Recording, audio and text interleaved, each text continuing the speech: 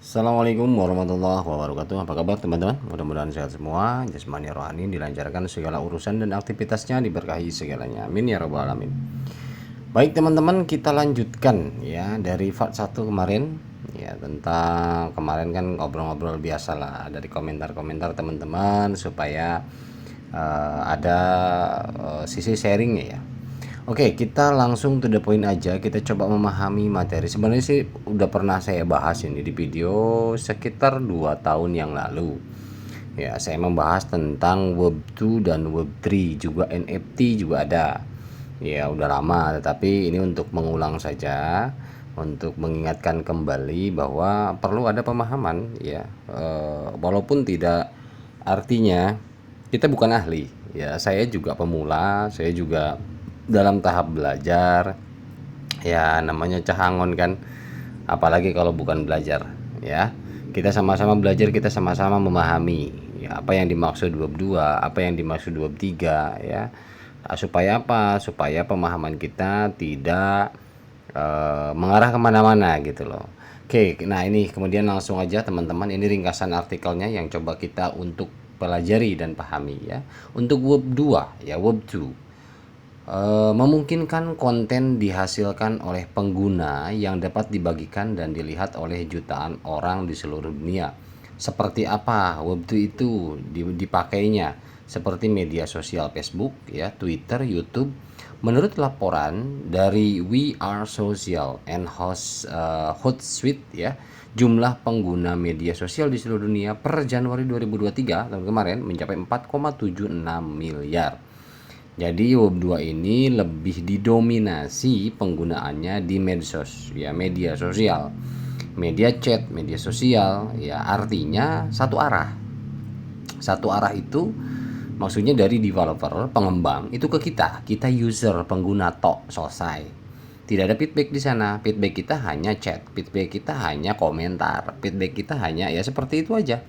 Tetapi artinya kita tidak mendapatkan benefit lain. Benefit kita hanya hiburan, benefit kita hanya apa ya, mendapatkan info, kemudian komunikasi, benefitnya hanya sebatas itu saja. Nah, kemudian kita coba beralih memahami dasar daripada web 3. Dikenal sebagai web semantik ya di dunia website ya. Ini ada web semantik bersifat desentralisasi, artinya tidak tersentral. Tidak tersentral itu artinya tidak ada instansi atau bagian yang mengatur, mengontrol ya. Desentralisasi itu dikembalikan ke kita.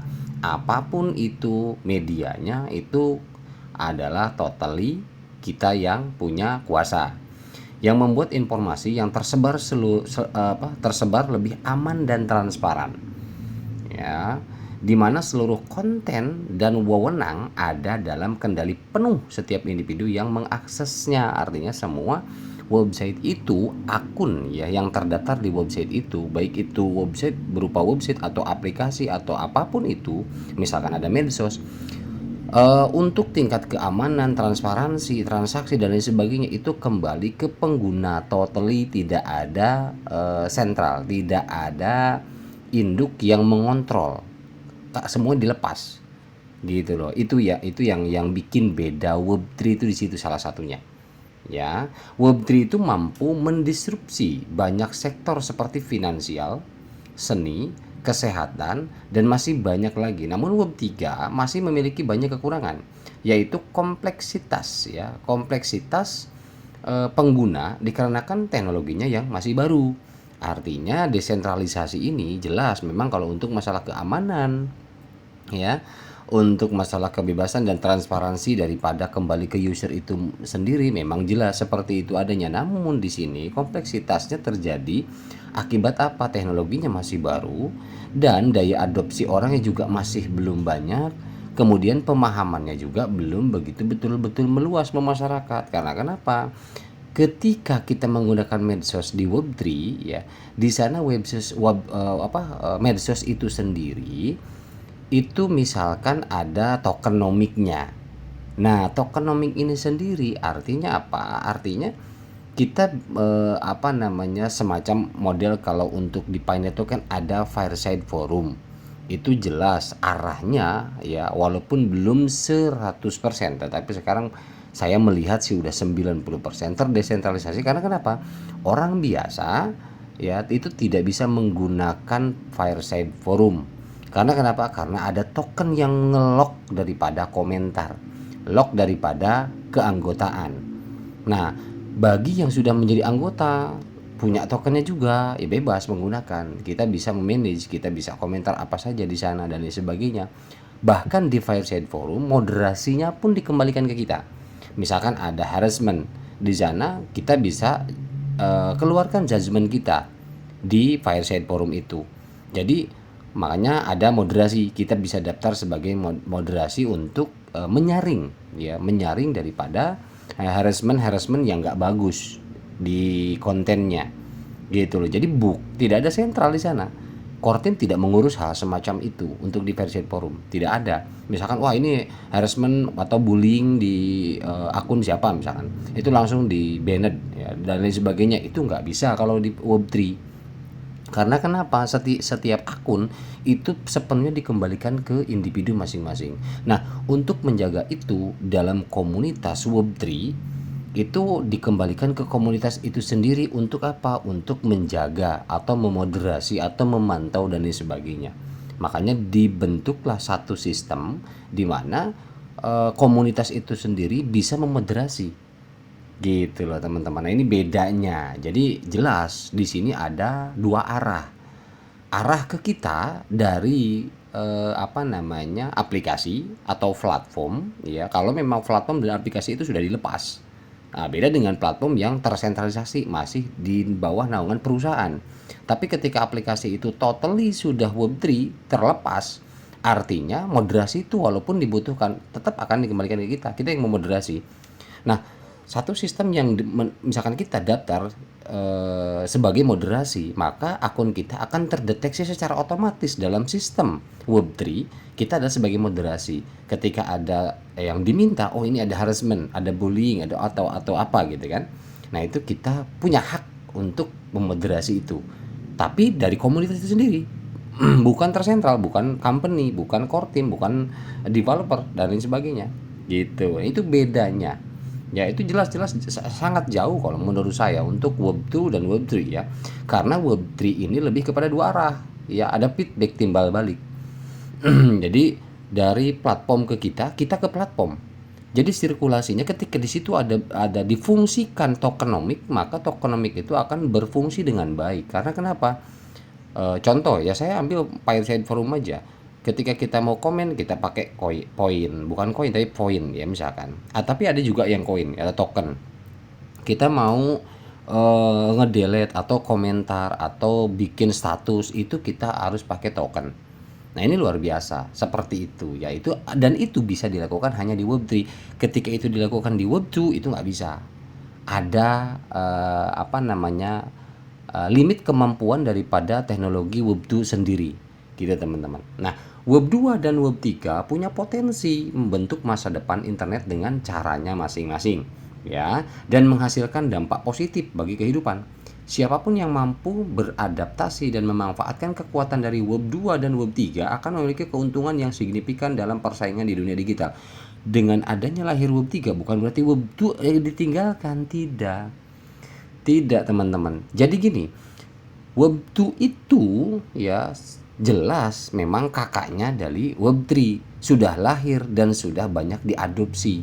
Artinya apa? Sudah memasyarakat. Nah, ketika ini dikombine dengan Web3, apa yang akan terjadi? Karena kenapa? Walau bagaimanapun secara secara kode komputer, Web2 ini banyak benar-benar membantu dan bermanfaat gitu loh. Ini hanya ekstraksi sebagian daripada kode di platform di mana di sana ada penyempurnaan di Web3-nya. Itu bukan berarti kita tinggalkan totally untuk Web2-nya, nggak begitu ya. Jadi di sini ada combine, ada ada peningkatan, ada upgrade lah ya, seperti itu. Jadi nggak ada istilah dari Web2 downgrade ke dari Web3 downgrade ke Web2 atau Web2, nggak ada. Nggak seperti itu. Nah, termasuk juga komentar teman kita yang mungkin ya, mohon maaf, yang mungkin belum paham gitu loh. Jadi nggak ada, apalagi Web3 ini kan apa namanya boomingnya sekarang di dunia digital, terlebih di dunia kripto, karena memang diawali dengan heboh dan boomingnya adanya Pi Network ya sebagai pelopor di mana betul-betul mempersiapkan diri untuk totali secara global di Web3 terdesentralisasi, sehingga yang lain pun melihat. Karena memang di sini saya dulu awal pernah menjelaskan bahwa Pi Network kenapa kok bisa se-booming ini, kenapa kok banyak adopsinya gitu loh, karena memang si pembuatnya ini yang menjadi salah satu tolak ukur punya nilai jual dan kemampuannya udah nggak diraguin lagi gitu loh. Karena sejarah dari Web 2, Web 1, Web 2 ini beliau ada keterlibatan banyak di dunia Web 1, Web 2 ini gitu teman-teman ya. Oke, kita lanjut coba mempelajari ini untuk pemahaman apa itu Web 2 ya. Web 2 adalah generasi internet yang hadir sejak awal tahun 2000-an, betul ya. Mengutip Investopedia, Web 2 adalah pergeseran paradigma dalam penggunaan internet. Karena dulu kan awalnya belum ada WA, belum ada Facebook, akhirnya kita diperkenalkan dengan WA, dengan Facebook ya. Dimana dulu hanya apa namanya ada mungkin platform lain dulu, zaman-zaman BB itu baru lahir kan adanya, sebelum ada apa namanya ya barengan WA ya kalau nggak salah ya. Terus Facebook juga baru naik daun tempo hari ya. Jadi belum begitu betul-betul maksimal untuk Web 2 juga. Dimana selama 2 dekade pertama di abad 2021 di abad ke-21 ya, halaman web yang monoton ya dalam Web 1 digantikan oleh interaktivitas, konektivitas dan sosial. Dan konten yang dihasilkan oleh pengguna dalam Web 2 ya, Web 2 memungkinkan penggunanya membuat konten sendiri. Ya, jadi membuat konten sendiri. Saat itu kita bisa posting, bisa apa namanya, wah hiburan baru ya, seru ya orang. Jadi akhirnya handphone jadi laku tuh, Android di awal-awal keluar Android. Bisa Facebookan, bisa chat ya kan, bisa inbox dan sebagainya. Wah heboh dulu kan.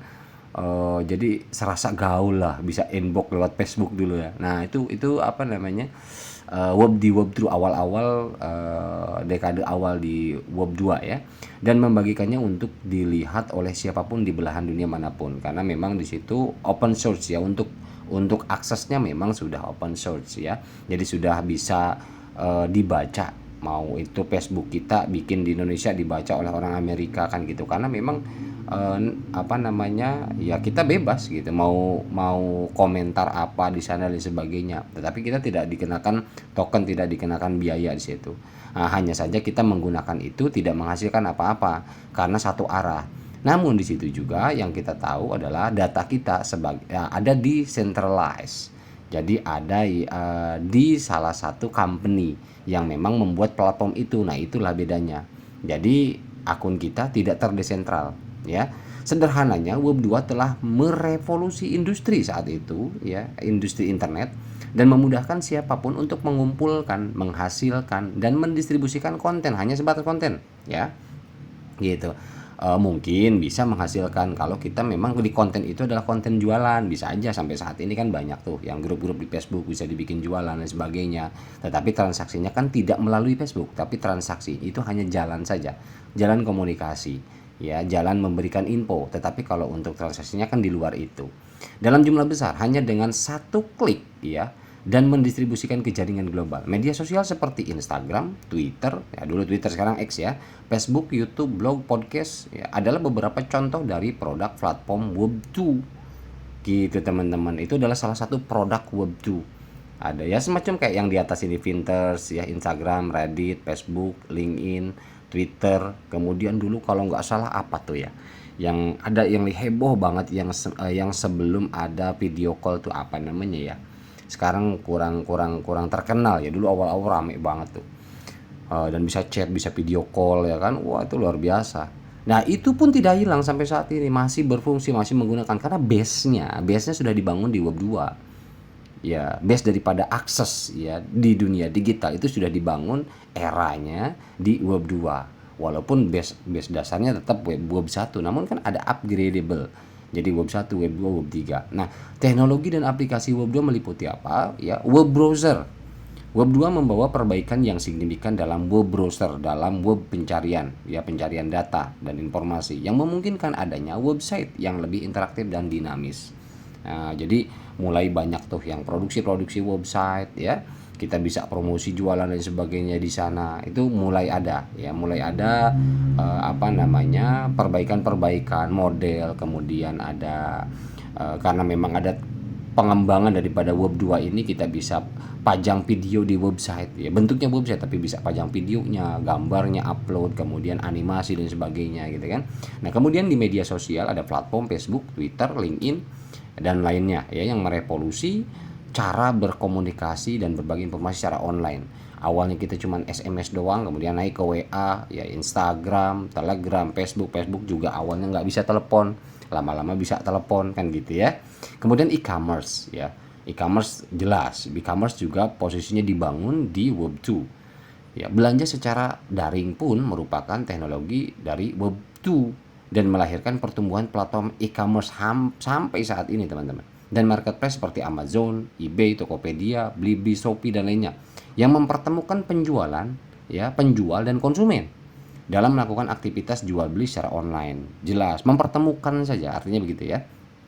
Tetapi kalau untuk transaksi secara platform, ya secara sistem di platform itu sendiri direct itu tidak bisa gitu karena tingkat keamanan yang dikhawatirkan. Itulah bedanya kalau Web 2. Nah, kalau di Web 2 ini bisa menghasilkan, tetapi ya seperti ini e-commerce itu sendiri jelas kalau untuk masalah apa namanya segi paymentnya itu tidak melibatkan website apa namanya platform internal itu sendiri, tapi ada melibatkan apa nomor rekening kita eksternal ya, utilitas eksternal dilibatkan gitu loh. Jadi nggak ada istilah tokenomic kalau untuk Web 2 ini ya, karena ada tingkat kesulitan tersendiri untuk teknologinya karena belum melibatkan apa blockchain, belum. Aplikasi berbasis web ya, aplikasi yang berbasis web, aplikasi tapi basisnya web, bukan aplikasi Android, bukan gitu ya, bukan Apple, bukan apa namanya dulu BB, bukan, tapi masih berbasis web. Web 2 juga melahirkan berbagai aplikasi web yang inovatif seperti apa, contoh aplikasi edit foto bisa, kemudian video streaming, blog ya dan banyak lain. Nah, dulu saya rajin banget bikin blog, kayak WordPress nih, Wikipedia nih, WordPress ini kan kita bisa buat akun, bisa konten di sana juga sama, kita bisa bikin blog di sana ya, bisa promosi, atau mungkin ada orang saya pernah menemukan menceritakan tentang kehidupan dirinya, bikin novel di dalamnya, bikin cerpen segala macam di WordPress, itu banyak sekali begitu teman-teman. Nah, itulah Web 2 ya, dan banyak lagi yang memperkaya pengalaman para pengguna ya, penjelajah lah di dunia digital. Oke.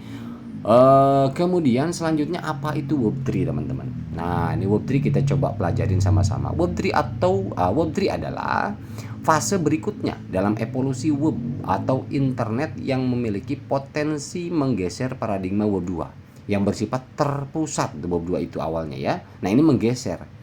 Awalnya terpusat. Nah, Web3 ini sendiri dibangun dengan konsep dengan kata kunci desentralisasi. Kata kuncinya itu. Jadi kalau kita ketemu Web3, oh ya udah desentral kan gitu ya. Jadi keterbukaan, kemudian kegunaan pengguna yang lebih besar. Di sana ada tokenomic, melibatkan blockchain, ya melibatkan beberapa node untuk dan protokol untuk security-nya dan banyak lain. Protokol juga kan bukan hanya protokol hanya untuk blockchain saja, tetapi protokol di sana untuk tiap node beda jenis. Ada memang protokol hanya untuk misalkan artinya security di bidang apa, medsosnya atau apanya gitu kan, tanpa melibatkan misalkan melulu ke blockchain, tetapi ada protokol tersendiri. Itu pun memang ada di Web3 teman-teman ya. Web3 juga dikenal sebagai web semantik ya, sebuah generasi berikutnya dari internet yang terus dalam pengembangan. Salah satu fitur, jadi sampai saat ini masih pengembangan teman-teman, pengembangan dan penyempurnaan, dan akan semakin meluas. Salah satu fitur utama dari Web3 adalah kemampuan untuk terhubung dan bertukar data dengan perangkat dan sistem lain secara terdesentralisasi. Karena kita mau akses apa, mau data apa ya, kita hitungannya dengan data kita gitu loh. Karena memang kembali ke kita masing-masing. Mau transaksi apapun ya data kita yang dilibatkan. ACC-nya atau apanya ya kita. Kalau kita ACC untuk transaksi yaitu keputusan kita, bukan tidak tersentral lagi. Jadi tidak melibatkan pihak ketiga. Artinya begitu. Ketika kita mau transfer, misalkan contoh, kita mau transfer ke teman, Web3 ini ada posisi di blockchain misalkan.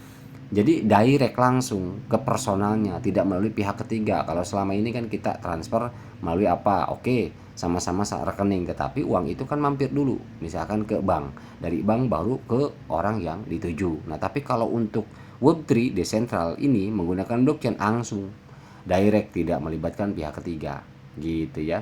Web3 menggunakan teknologi buku besar yaitu ledger, terdistribusi ya, seperti blockchain untuk bisa menyimpan dan memproses data secara terdesentralisasi. Hal ini tentu memberikan nilai lebih seperti keamanan, transparansi, dan interoperabilitas yang lebih besar.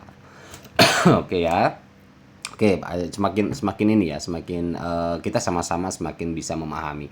Teknologi dan aplikasi Web3 meliputi apa? Yang pertama ya, teknologi yang meliputi Web3 ini ya tadi dibilang dari awal juga blockchain, jelas ya. Itu Web3 menggunakan teknologi blockchain, penyimpanan proses data secara terdesentral. Teknologi blockchain merevolusi secara melakukan transaksi dan pertukaran nilai. Jadi blockchain ini sebetulnya condong lebih kepada security, keamanan dalam segi transaksi. Walaupun jenis-jenis blockchain saya juga pernah bahas, jenis blockchain ini beragam. Ada yang memang blockchain untuk kripto, ada yang memang blockchain hanya misalkan dibangun untuk dua arah saja antara user dan perbankan, ada yang memang dia untuk receiver saja blockchainnya, itu macam-macam. Aplikasi terdesentralisasi dApps ya. Nah, ini dApps juga yang ada di wallet-wallet kita, wallet cold wallet ya, bukan hot wallet. Di dunia Web3 memungkinkan pengembangan aplikasi terdesentralisasi dApps yang dibangun di atas teknologi blockchain dan beroperasi secara terdesentralisasi. Seluruh kendali tidak terpusat seperti halnya Web2 ya. Kemudian Internet of Things atau LOT ya. Web3 berpotensi mengintegrasi maksudnya mungkin ya, mengintegrasi komunikasi yang lancar antara perangkat dengan sistem IoT ya, IoT, sehingga memungkinkan otomatisasi dan efisiensi yang lebih besar ya. Internet of Things, IoT ini di Web3 juga. Jadi ada 3 hal ini yang meliputi atau ciri-ciri daripada teknologi Web3 teman-teman ya. Dampak potensi dari Web3 pada internet dan masyarakat sangat signifikan. Ya, Web3 berpotensi mengubah cara masyarakat yang melakukan transaksi dan pertukaran nilai secara online, serta cara menyimpan dan juga memproses data. Web3 juga memungkinkan adanya integrasi dan komunikasi ke perangkat dan sistem IoT yang dapat mengarah pada otomatisasi dan efisiensi yang lebih besar dalam berbagai industri gitu teman-teman. Jadi kalau di blockchain mungkin kalau misalkan kita melakukan deposito, kita melakukan simpanan, tabungan, kita melakukan apapun itu yang menyangkut finansial, otomatis dia ada untuk pembayaran jasanya kan gitu ya. Jadi misalkan kita cuman anggaplah di rekening kita hanya ada 150.000 ya, kita biarkan aja selama setahun ya, 150.000 ya, lama-lama habis karena pihak ketiga yang yang perlu ada pembayaran jasa daripada holdnya akun kita, holdnya rekening kita. Tapi kalau di Web3 nggak ada kayak gitu karena desentral. Jadi kita mau ada aset berapapun ketika itu tidak digunakan ya, kita ketika kita akses lagi ya utuh kan gitu, karena desentral. Itu kita yang melakukan transaksi, kita yang mendilkan transaksi, kita mengakseskan transaksi ya, seperti itu gitu, enaknya gitu. Oke, kemudian perbedaannya teman-teman ya, ini perbedaannya kita coba pelajari bersama ya. Setelah mengetahui secara dasar definisi dari Web 2 dan Web 3, kita perlu mengeksplorasi lebih jauh dan membandingkan keduanya agar bisa memahami perbedaan yang paling utama dari Web 3, Web 2 dan juga Web 3. Nah, seperti contoh dalam kolom ini teman-teman ada adopsi ya. Adopsi kalau untuk Web 2 adopsi yang luas adopsinya memang. Kalau untuk Web 3 itu adopsi masih terbatas karena memang teknologi baru. Ya, yang kita tahu seperti itu. Kemudian kemudahan pengguna. Web 2 memang mudah digunakan. Namun Web 3 memang lebih kompleks karena tadi ada pelibatan tokenomik kadang, tapi di dalam tokenomik itu kan ada artinya ada bisnisnya. Ya, ada earningnya, ada penghasilannya. Namun dituntut daya paham yang lebih lagi karena tidak semudah Web 2. Kemudian kematangan.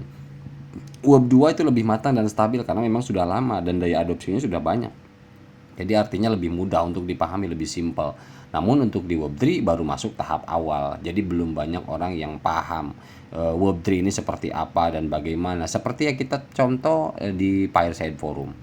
Ya, di Fireside Forum nggak semua masyarakat paham cara menggunakan itu. Bagaimana kita? Mungkin kita juga yang sudah punya akun di sana untuk memaksimalkan aplikasi itu kan kita, platform itu kan kita belum betul-betul paham token kita di sana ada berapa, kita apa namanya menggunakannya seperti apa, dailynya, kemudian benefit yang kita dapatkan tuh apa, itu kan belum juga banyak pasti ya, belum paham seperti itu. Artinya itu tingkat pemahamannya harus harus upgrade lagi, meningkat lagi. Makanya karena memang ini tahap awal, jadi kematangannya pun tergantung daripada pemahaman masyarakat ya. Kemudian keamanan.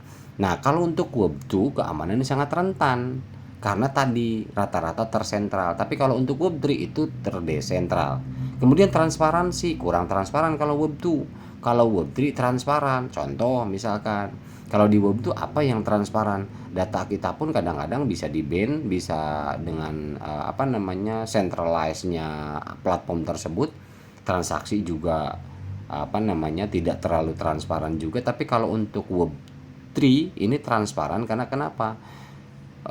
Apa namanya setiap proses ya atau integrasi transaksi pengiriman itu kemanapun itu bisa bisa terlacak, bisa tahu. Walaupun kalau untuk di blockchain ya yang menggunakan smart contract, address yang dituju kita nggak tahu pemiliknya siapa karena nggak ada nama.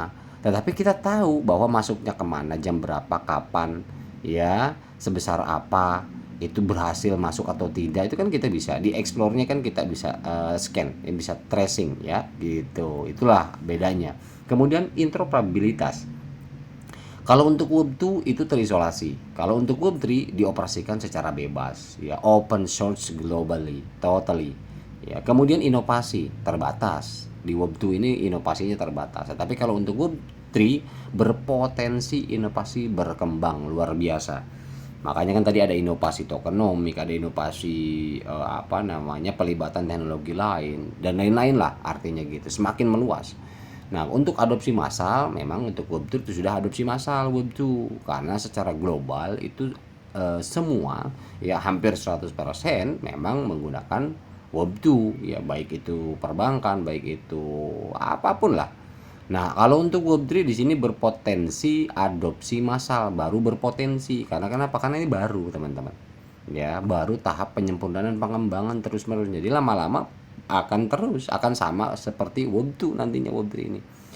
Volatilitas. Nah, kalau untuk Web2 kan stabil. Nah, kalau untuk Web3 volatilitas, memiliki volatilitas.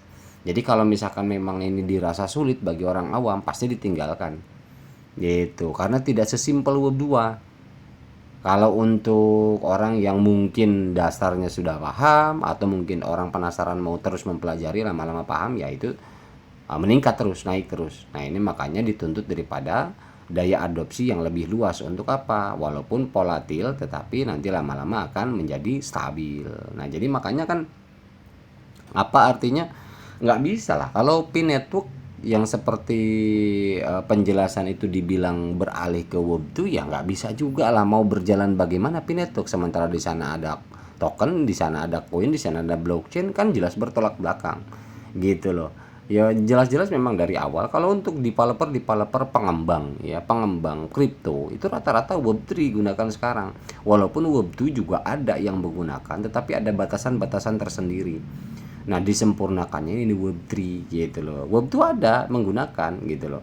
Ada yang menggunakan dan tetapi di sana tetap apa namanya lebih lebih lebih safety lah, lebih safety di Web3 tentunya dan lebih inovatif lagi ya, seperti itu. Oke, selain perbedaan ya, ini selain perbedaan yang disebutkan di atas, perbedaan lainnya yang paling terlihat antara Web2 dan Web3 adalah pendekatan dalam penyimpan ya, dalam menyimpan dan mengolah sebuah data. Web2 sendiri bergantung pada server dan sistem terpusat untuk menyimpan dan mengolah data. Sedangkan, nah itu kalau Web2 ya, terpusat ya. Sedangkan Web3 itu menggunakan teknologi ledger, jadi bukan manusia, tidak di node-nya perusahaan, tetapi di ledger. terdistribusi, tapi ledger itu sendiri juga tidak di perusahaan teman-teman Web3 ini. Artinya terdistribusi di dalam blockchain ledgernya, seperti blockchain untuk menyimpan dan mengolah data secara terdesentralisasi. Oke, kemudian kita lanjut ke kelebihan dan kelemahan Web2 dan Web3. Nah, ini Web2 kelebihannya ya. Web2 kelebihannya adopsi yang luas, mudah digunakan, lebih matang dan stabil ya. Kelemahannya apa di Web2? Kurangnya keamanan, minim transparansi, kurangnya interoperabilitas. Kemudian Web3 apa kelebihannya? Desentralisasi, kontrol penuh kepemilikan, inovasi semakin berkembang, potensi adopsi massal dan transparan. Kelemahannya apa? Terlalu kompleks memang. Adopsi masih sedikit, asetnya volatil. Nah, artinya terlalu kompleks karena memang tadi memerlukan daya pemahaman yang lebih untuk di Web3 ini. Kemudian adopsi masih sedikit, jelas karena masih baru. Banyak orang yang nggak paham apa itu Web3, bagaimana kelebihannya, apa sih bedanya, perasaan sama-sama aja gitu kan.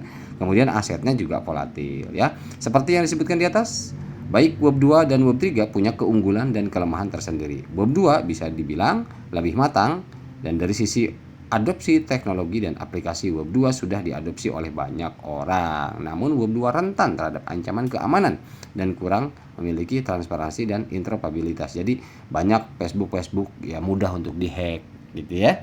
Jadi tahu-tahu WA kena hack orang gitu kan, terus apalagi Twitter kena hack atau apalah medsos-medsos yang banyak kan, akhirnya wah heboh tuh, banyak banget, akun Facebook gua dihack bagaimana segala macam ini itu gitu kan.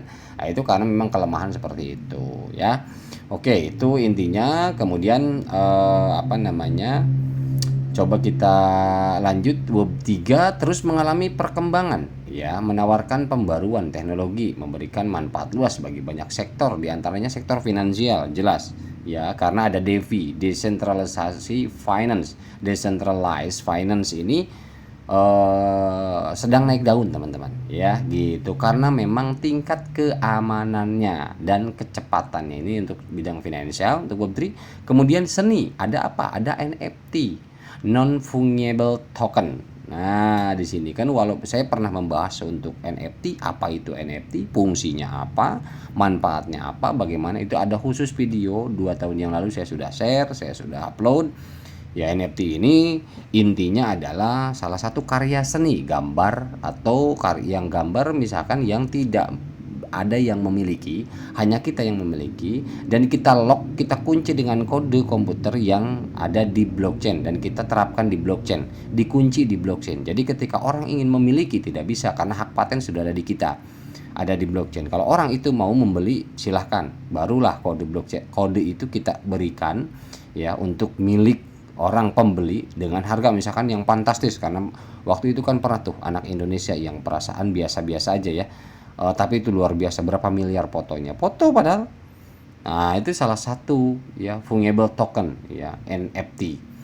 Itu kelebihan di pengembangan di sektor-sektor di Web3 ya.